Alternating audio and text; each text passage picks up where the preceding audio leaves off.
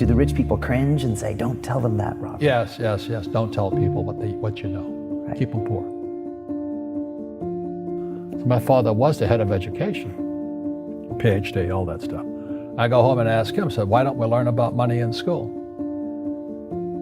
And he looked at me and says, because the government doesn't let us teach that subject. The government tells us what we can teach and what we can't teach. And I thought that was strange. And I said, but aren't we going to school to learn about money? He says, no, your job is to get a job. I said, but you get a job to earn money. He goes, no, you're supposed to just get a job. I went, no. Isn't the purpose of a job to earn money? He goes, you're correct.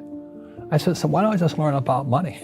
I can skip the job part, you know? And he got flustered and he said, if you want to learn about money, why don't you ask your best friend's father about money? And I said, why? That's Mike. So I asked him. He says, because Mike's father is an entrepreneur. And I said, what are you? He says, I'm an employee. I'm a government employee. I went, oh, what's the difference? He says, the difference is an entrepreneur must know about money, or they're no longer entrepreneurs. And he says an employee doesn't have to know anything about money because the government will take care of them, the company will take care of them. So I'm all confused. But I took my dad's advice and I trundled over to Mike's father's office and knocked on his door and I said, hey, I'm here, 9 years old. Teach me about money. He says, beat it, kid, you know. But that's where the story of Rich Dad, Poor Dad started. And finally, through persistence, my rich dad started teaching me about money on one condition. And that condition was he would never pay me. He says, the moment I pay you, you think like an employee. He says, that's the trap. Entrepreneurs work for free. And now I'm 9 years old, my head's going cracking in half. He says, you never want a paycheck. You understand that, kid? I said, okay, I got it. And he says, well, how do I make money? He says, that's what entrepreneurs figure out. It's like, so how do I learn about money? So he would just break out a Monopoly game board. So I would work for free. I'd pick up cigarette butts and he had hotels and restaurants and I would clean and do menial tasks.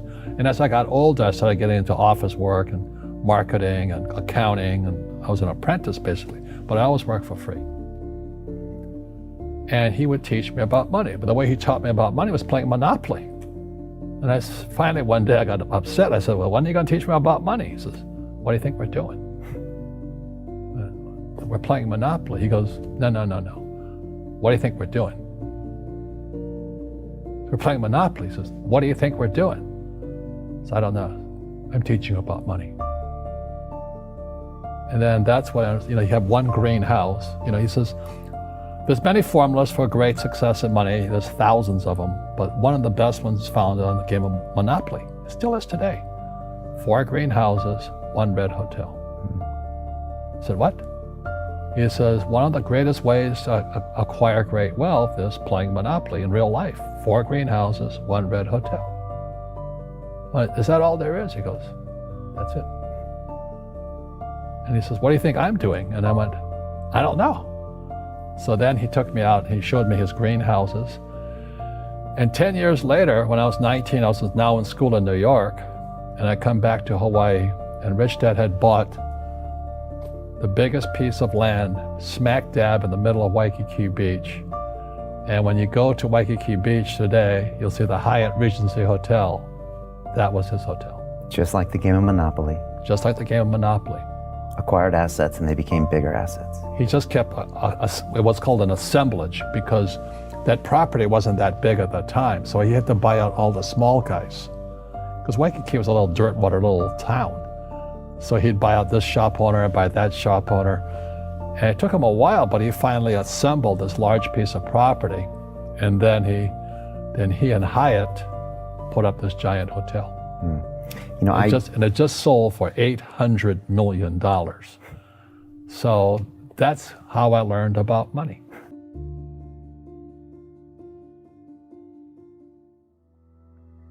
I've had financial crashes. I've had people stab me in the back, but they're all good because I grow from it. That's spirituality. Right. People who are afraid of making mistakes, like they teach in school, they don't ever grow.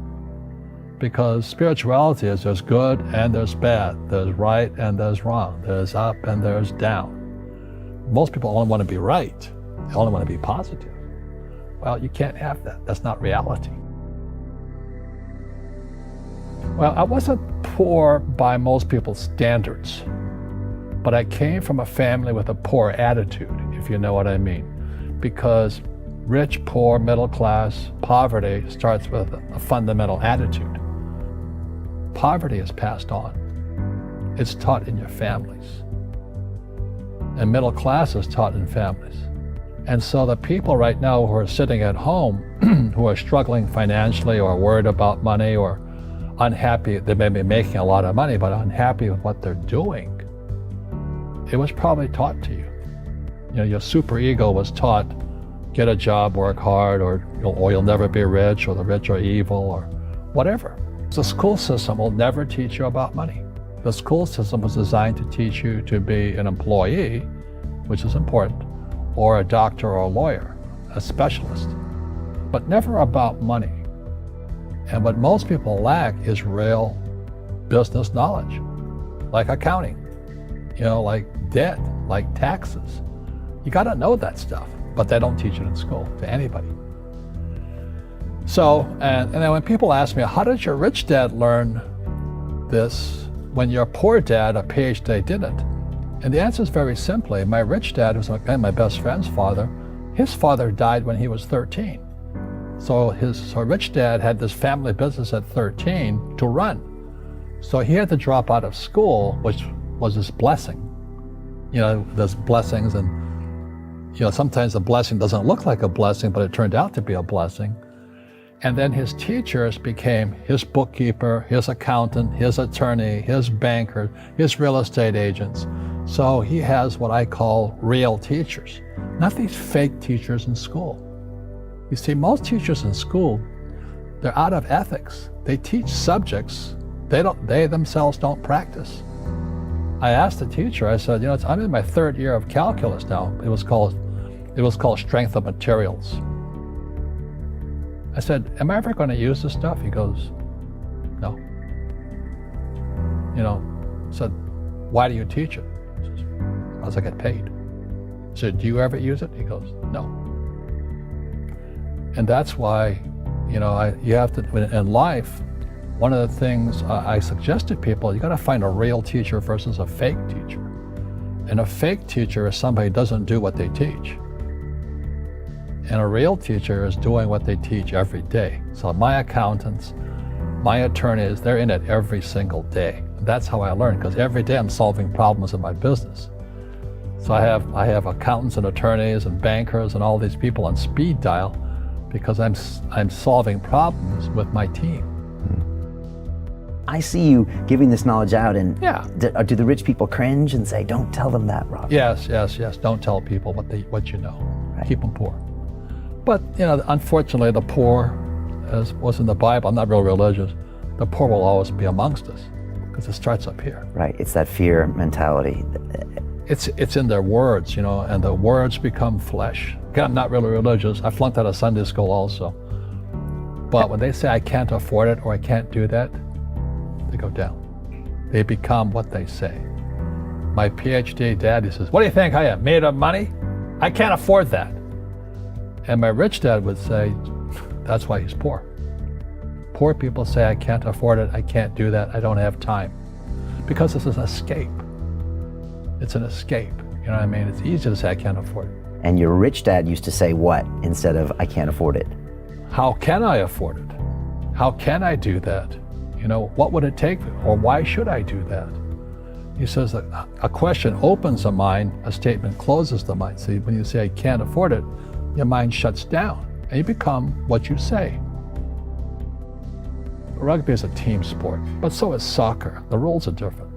And other people are golfers. They play by themselves. And so everybody's different. So my game financially is business, number one. Second is real estate. So what I say to young people is, you find your game.